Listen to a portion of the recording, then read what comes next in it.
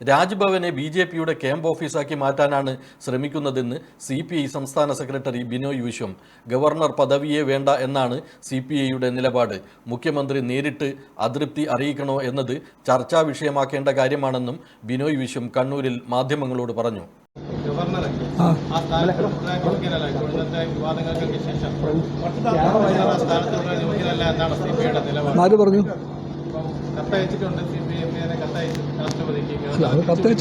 കത്തയച്ചിട്ടുണ്ട്. CPI സ്റ്റാൻഡുണ്ട്. ആ stand മൗലികമായി ഈ governor പദവി തന്നെ ഇന്ത്യക്ക് ആവശ്യമില്ല എന്നാണ്. അത് CPIയുടെ ബേസിക് സ്റ്റാൻഡ്. ആ പദവി നാൾക്കുനാൾ കേന്ദ്രം ഭരിക്കുന്ന പാർട്ടിയുടെ രാഷ്ട്രീയ ലക്ഷ്യങ്ങൾക്ക് വേണ്ടി ഗവർണർമാരെ ഉപയോഗപ്പെടുത്തുന്ന ഒരവസ്ഥ കാണുമ്പോൾ CPI സ്റ്റാൻഡ് പൂർണ്ണമായും ശരിയാണെന്ന് പറയാൻ നിങ്ങൾക്ക് അവകാശമുണ്ട്. ഗവർണർ പദവി ഒരു ഭരണഘടനാ പദവിയാണ്. ആ പദവി രാഷ്ട്രീയ പ്രവർത്തനത്തിൻ്റെ ചവിട്ടുപടിയല്ല, അതിൻ്റെ മാധ്യമവുമല്ല. പക്ഷെ കൂടുതലായിട്ട് പല സംസ്ഥാനങ്ങളിലും ഗവർണർമാർ കേന്ദ്രം ഭരിക്കുന്ന BJPക്ക് വേണ്ടി രാഷ്ട്രീയ ചട്ടകമായി മാറാൻ ആവേശം കാണിക്കുന്നു. അത് കമ്മ്യൂണിസ്റ്റ് പാർട്ടിയുടെ അഭിപ്രായത്തിൽ ഭരണഘടനാ മൂല്യങ്ങളെ തള്ളിപ്പറയലാണ്. ഗവർണർമാർ അങ്ങനെ ചെയ്യാൻ ഉദ്ദേശിക്കപ്പെടുന്നില്ല.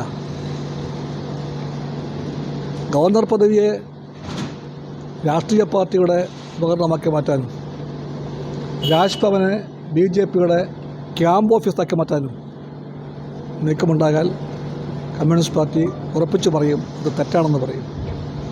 ആ തെറ്റ് നാം വീണ്ടും കാണുകയാണ്. ഭാരതമാതാവിൻ്റെ മുഖച്ഛായ ഏതാ? ആ ചോദ്യം കമ്മ്യൂണിസ്റ്റ് പാർട്ടി ചോദിക്കുന്നു. നമുക്കെല്ലാവർക്കും അറിയാം ഭാരതമാതാവിനെ. ആ ഭാരതമാതാവിൻ്റെ മുഖച്ഛായ ഏതാണ്? ഗവർണർ പറയുന്നു RSS വരച്ചു വെച്ച അതേ മുഖച്ഛായയാണ് ഇന്ത്യയുടെ ഭാരതമാതാവിൻ്റെ മാറ്റിക്കൂടാത്ത മുഖച്ഛായ. ആ നിലപാട് CPI അംഗീകരിക്കുന്നില്ല. RSS ശാഖയിൽ ഉപയോഗിക്കാം, അവർക്കത് വാഴ്ത്തുകയും ചെയ്യാം.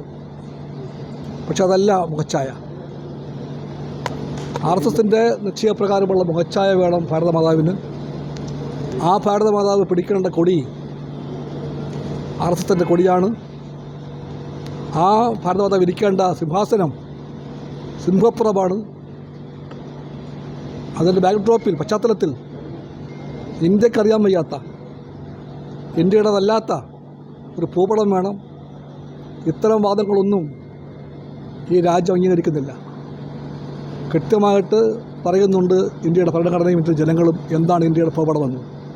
ആ ഭൂപടമാണോ ഗവർണർ ചൂണ്ടിക്കാണിച്ച ഭൂപടം? ഇന്ത്യയുടെ രാഷ്ട്രപതാക എന്താണ്? ദേശീയ പതാകയല്ലേ? അതാണോ അദ്ദേഹം അവിടെ ചൂണ്ടിക്കാണിച്ച പതാക? ആ പതാക നമുക്കറിയാം. RSSൻ്റെ ശാഖായോഗം മുതൽ എല്ലാ സ്ഥലങ്ങളിലും RSS കൃത്യമായിട്ട് ഉപയോഗിക്കുന്ന പതാകയാണത്. ആ പതാക പിടിച്ചുകൊണ്ടേ ഭാരതമാതാവ് ഇരിക്കാവൂ എന്ന് പറയുന്ന ഈ വാദഗതിയെ അംഗീകരിക്കാൻ പറ്റില്ല. അങ്ങനെ ഇരിക്കുന്ന RSSൻ്റെ കൊടി പിടിച്ചുകൊണ്ട് RSSൻ്റെ ഭൂപടത്തിൻ്റെ പശ്ചാത്തലത്തിൽ RSSൻ്റെ മുഖച്ഛായപ്പെട്ടിരിക്കുന്ന ഒരു സോക്കോൾഡ് ഭാരതമാതാവിന്, അതല്ല ഭാരതമാതാവ്, അത് RSSൻ്റെ ഭാരതമാതാവാണ്. ആ ഭാരതമാതാവിൻ്റെ മുമ്പിൽ പൂക്കളർപ്പിച്ചുകൊണ്ട് സർക്കാർ ചടങ്ങ് ആരംഭിക്കുമെന്ന് പറയുന്ന ആ നിർബന്ധ ബുദ്ധിയോ പിടിവാശിയോ അത് മാറിയേ തീരൂ. അതുകൊണ്ടാണ് ഗവൺമെൻറ്റിന് ആ ചടങ്ങിൻ്റെ വേദിയെ മാറ്റേണ്ടി വന്നത്. ആ നിലപാട് പൂർണ്ണമായും ശരിയാണ്.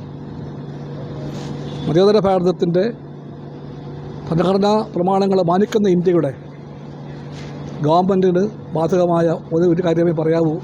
ഏത് ഗവർണറും, നമ്മുടെ ഗവർണർ ബേസിക്കായ പാഠം മറന്നുപോയി.